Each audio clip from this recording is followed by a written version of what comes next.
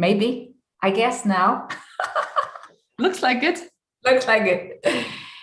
Nicole, thank you for coming on the show and talk about getting to six figures in your coaching business. After trying a few different things and finally realizing that there is a path, there is a step-by-step process. And we want to talk about that. So I want to go way back when you started your business. How far do we need to go back?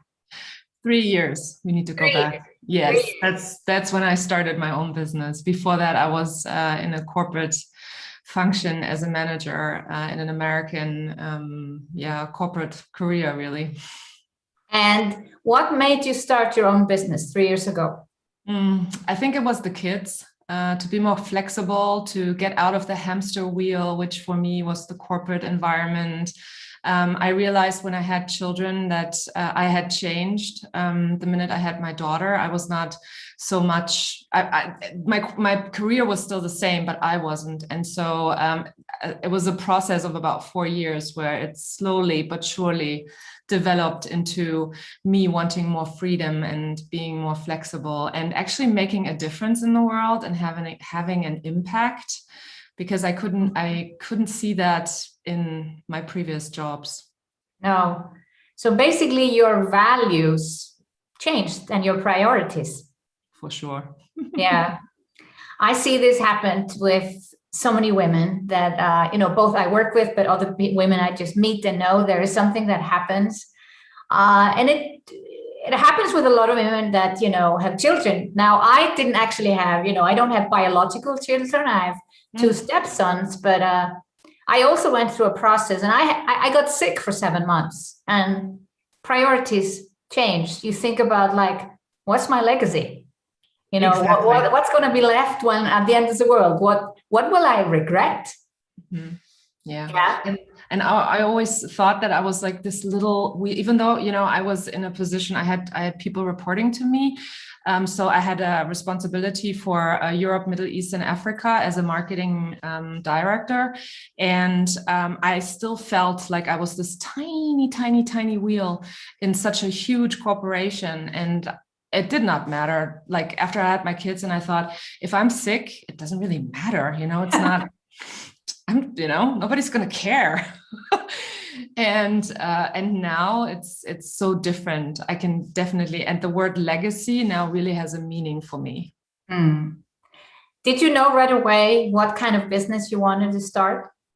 Well, I'm a marketeer. I've never done anything else. I've studied business administration in the US with concentration marketing 25 years ago. So I've never done anything else but this. So I didn't know anything else. But you didn't really have to think about it because some people need to think about it. So yeah. Okay. So you wanted to do marketing, but did you know how or what kind of? Well, here's how I started. I started just consulting. I was like, I'm a marketing consultant. And I was really lucky. I started with 4 projects and 4 clients into this entrepreneurship journey, and which was awesome. And I never thought that I needed anything else. But I made a mistake, which I realized a year and a half into my entrepreneurship. I gave all my time to this one big client, which was a startup. And I set up all of their marketing from scratch, like developed their corporate identity, built the team, put the processes in place, did everything from the website over podcast to content strategy to you name it, everything, and had an incredible team. And then in the summer of 2019, they pulled the plug. Like they went out of money. They ran out of money and end of the party, Yeah. And there are a lot of women, or let's say a lot of people that come from corporate and start to venture into being independent, take exactly this path of being a consultant. I started my business myself like that. Yeah. And then you run the risk of working for one major client, like 80% of your revenue comes from 20%, the 80-20 rule. And then one day, they pull the plug. Yeah.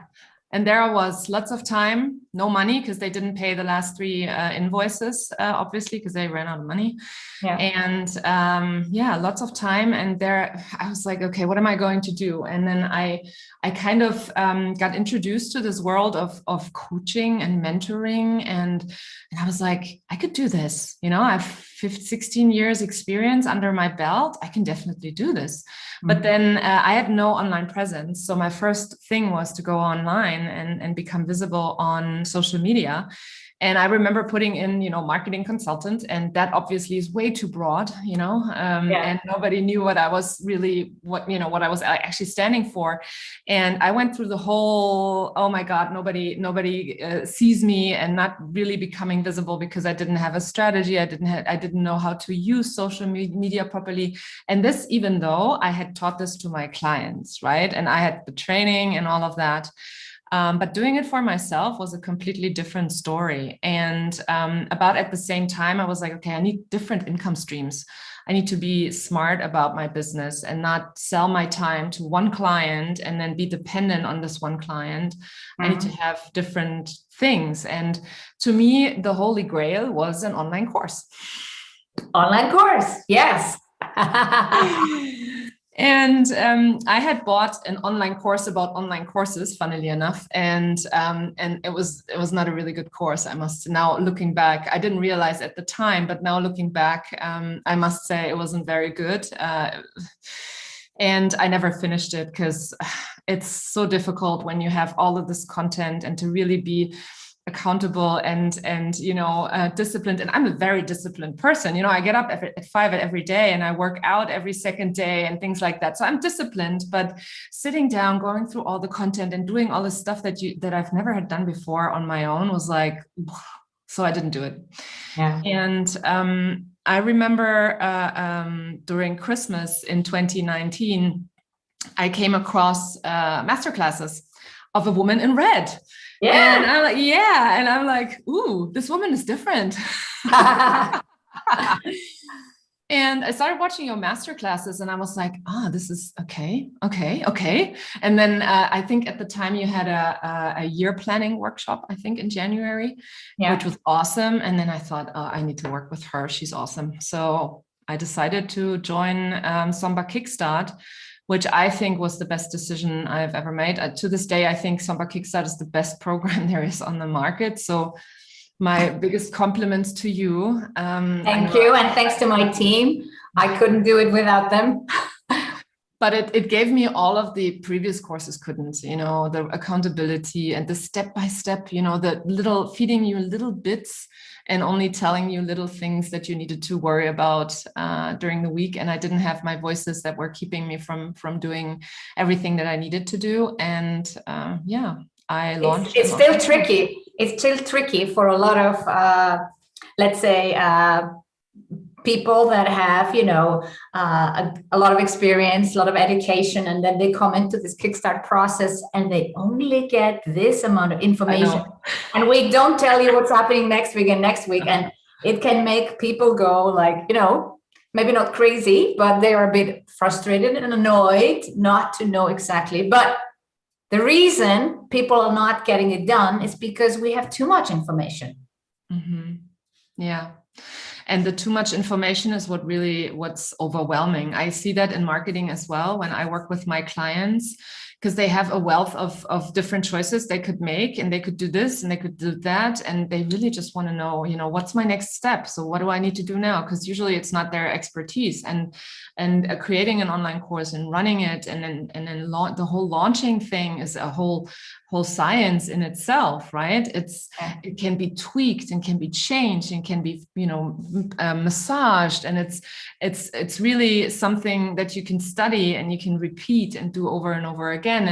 And when you are like me, for example, I'm a control freak as such, and I always want to know everything. I want to see the big picture, be able to see the big picture. And for me, it was hard. It was hard to just trust the process and but it was also at the same time very liberating because I did not have to think. I could just watch a video, do my tasks, check them off, and be done with it, which was awesome. So you had built an online presence before you created your first course. What changed? You said already before, everything changed when I created a course, but what exactly changed when you created a course? Oh, for one, I realized I don't really need an online course to feel complete. So having and running, it's interesting. I always thought an online course is the holy grail, but it was not really the thing that made me, get results. Yeah. And then I created one, and then I realized, okay, this is not actually how I want to work. So what I did was I took my online course and I made it into a group program, which worked so much better for me. And it felt so much more aligned with how I like to learn as well. Yeah.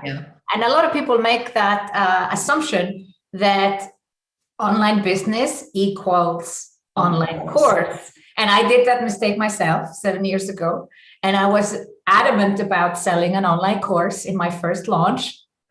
One person bought. Yeah. And then I switched over to offering coaching and sold out all my coaching hours. So I think that's some education needed, I guess, in the marketplace, that this, holding on to an online course. I think it's a good process to go through to realize. You wouldn't know unless you had actually gone through the process. Absolutely. And what's really interesting is I was listening to you, how you were telling your story, and I kept thinking, she didn't do it right. Exactly. That's why she only sold the one. Yeah. And then I went through it myself and I'm like, okay, it's not that easy. It's not like some other marketers make it sound so easy. All you need is the right product and then it will just sell like hotcakes, which I know happens. There's the rare exception to the rule, but it's not the rule. It's not everyone, not every course, not at every time, and when you start following big marketers that have been around the block for a while, especially in the States, you realize that they all started somewhere and they're all not selling what they started out with in the beginning. No, exactly. It's the same. The same thing happened to me. So yeah. But it was the trick. It was the shift that you needed to realize what you wanted and what you didn't want. And now you created a group program. Mm-hmm. You went from maybe not zero, we're making money already, but you were able within 12 months to take your business to 6 fixtures. Can you share a little bit how you did that? Well, the online course was part of it because promoting it and you run in Sumba Kickstart, it's run for free. So that whole thing gave me a big push in terms of visibility, even more than I had already built, because people were sharing it because it was free and that gave me a big visibility push and then also some experience there. And along with the online course came one-on-one clients. It's just, this whole rush of attention that you have because of the launching of this one product. You get all kinds of other requests as well.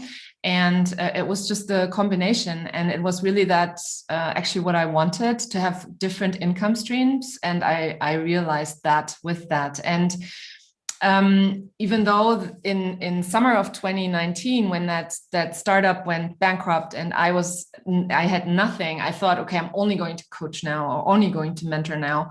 But I realized in 2020 that the mix is actually what makes it beautiful, So I still have my corporate clients. I have 2 very big corporate clients that I work with on a regular basis. Mm-hmm. I have my coachings, I have my mentorings.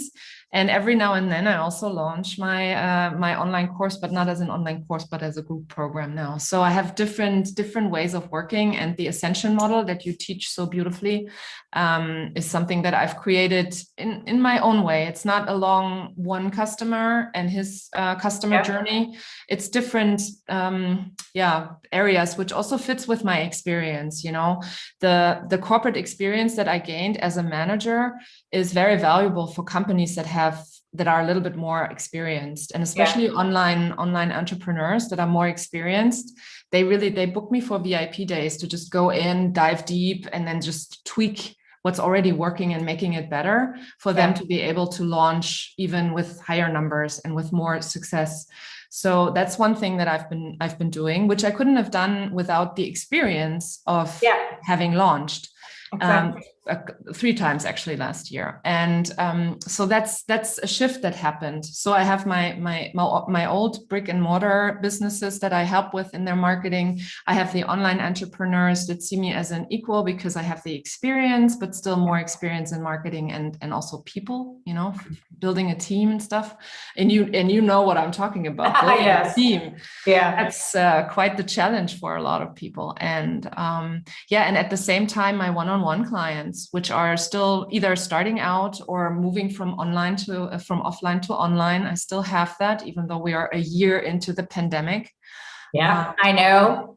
That's still coming. Incredible. People who just didn't make the move, you know, and now they're like, oh, I have to make it. They're always thinking the solution is around the corner, but things have changed. Yeah, absolutely. Yeah. And so it's interesting what you said about that. It's online business doesn't equal online course. It can include an online course for sure, but I only work online and I work location independent, which I think is awesome. Yeah, it's so liberating, and I'm flexible, and that for me is the online business part. And for me, an online business is someone that finds clients online. Yeah, exactly. Using the tools that are available to promote themselves and make themselves visible. And yeah. But you basically created a scalable business, and something you just mentioned, we were almost flying over it in your story. You launched 3 times last year. Mm-hmm. So I would say 2020 was your breakthrough year where you were able to incorporate all these different revenue streams. Mm-hmm. But launching was something you started to master.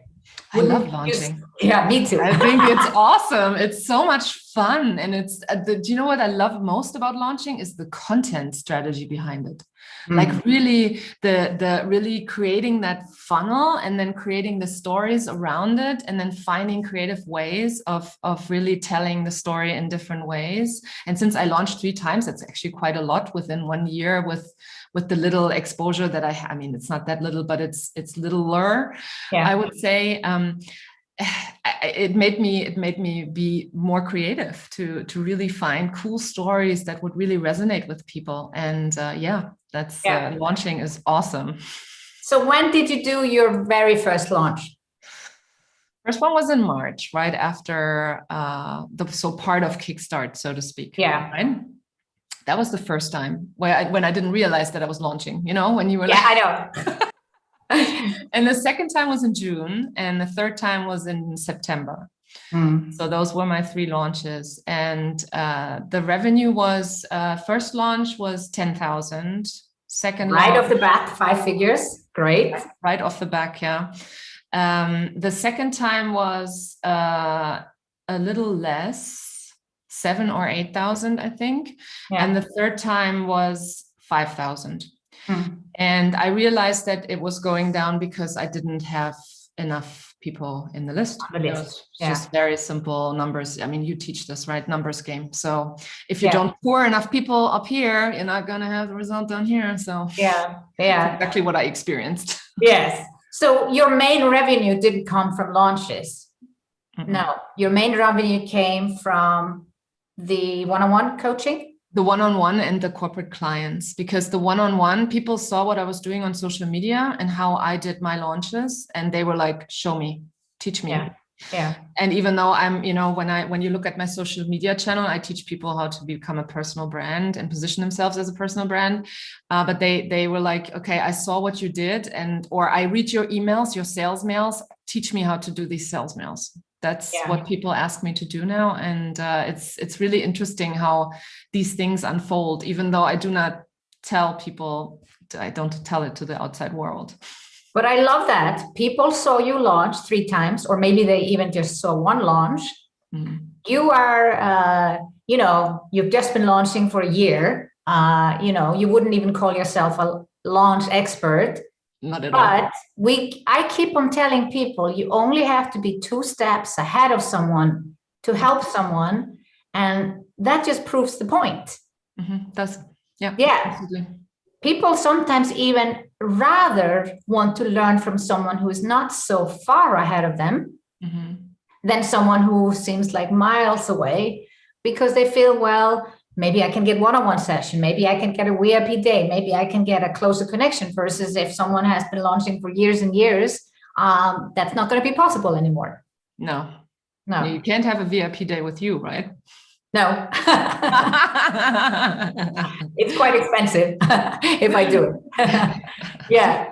So I love it that you made 6 figures with different revenue streams combined with launching, and no crazy numbers in the launching. But what you said before, they put you on the map. People start to notice you, what you were doing.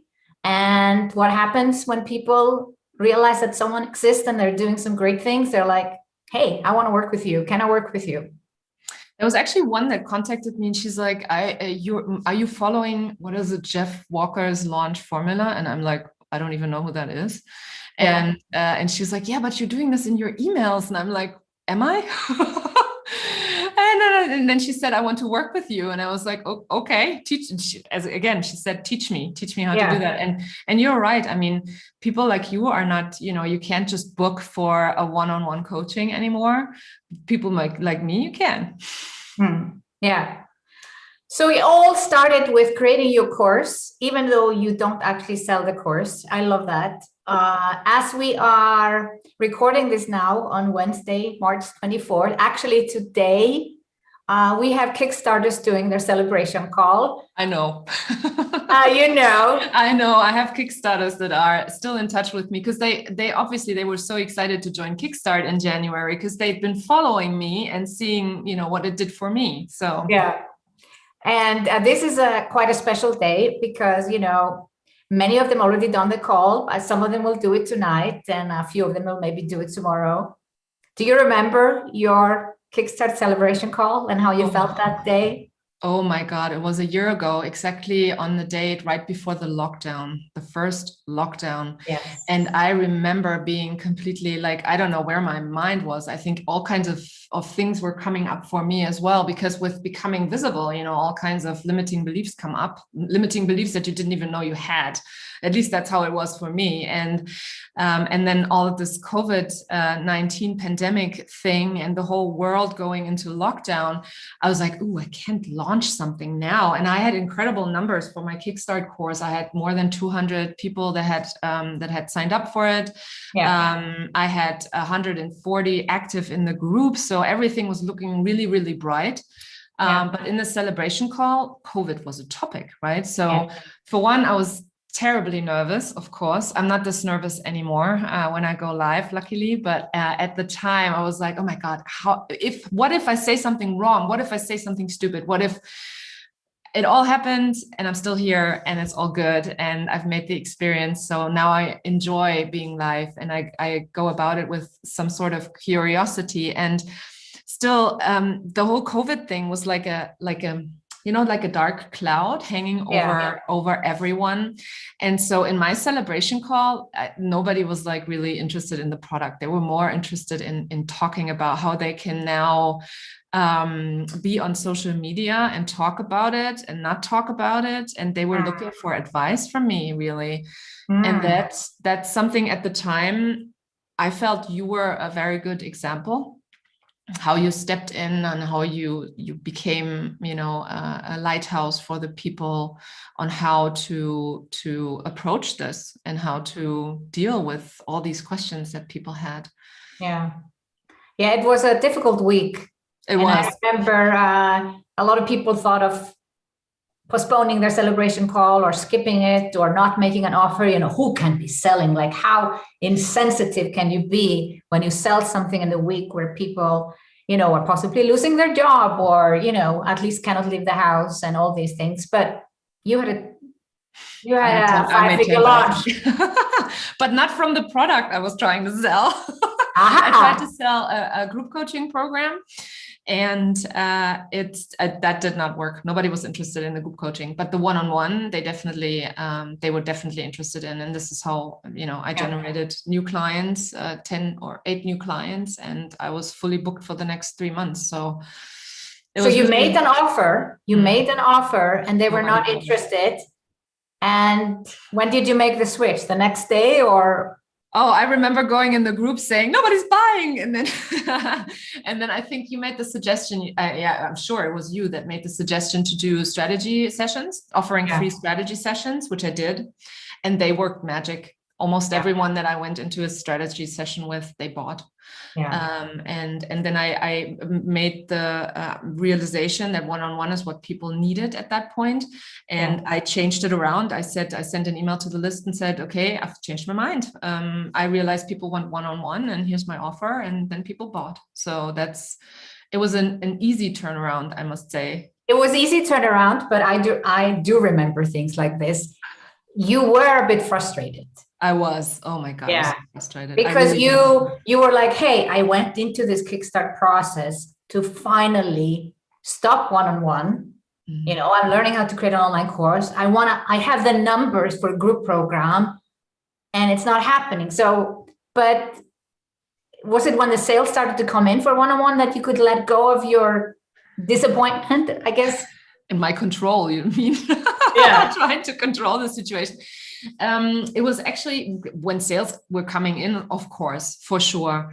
Especially when there was so many coming in, you know, because usually I would have, you know, a couple of discovery calls, and then, you know, 1 or 2 clients each month new. And this was like a whole bunch of clients that came all at the same time.